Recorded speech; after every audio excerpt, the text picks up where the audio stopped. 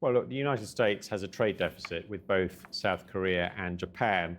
And today, in letters to both those countries, President Trump described those deficits as a major threat to our economy and our national security.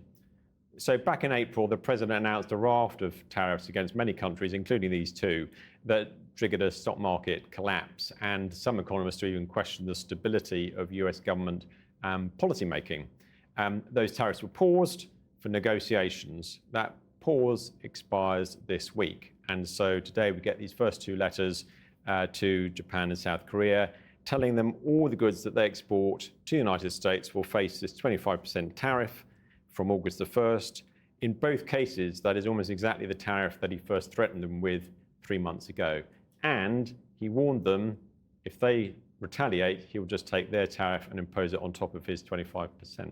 So where does that leave the rest of the world, Neil?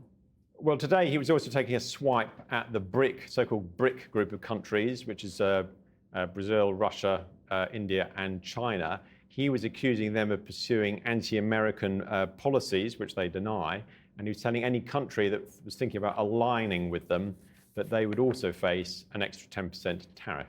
So the number one question, what about the UK? Well, of course, we negotiated, we're one of two countries in the world that negotiated a deal, the economic prosperity deal, a couple of months ago, which the UK government likes to talk about a lot. But there were some details in that which, in fact, were not settled. And critically, one about the steel industry that faces 25% tariffs exporting to the USA, but that is meant to drop to 0%, zero tariffs. But exactly how that's going to happen has, in fact, not been worked out. I mean, one person in the steel industry says they're very worried. They feel like they're left in the dark. And he put it to me like this: the UK government is working on this night and day. The US administration is not working on this night and day. And of course, that's because it matters a lot more to us than it does to them. And that's unlikely to change if they're about to embark on a series of trade wars with a load of other countries.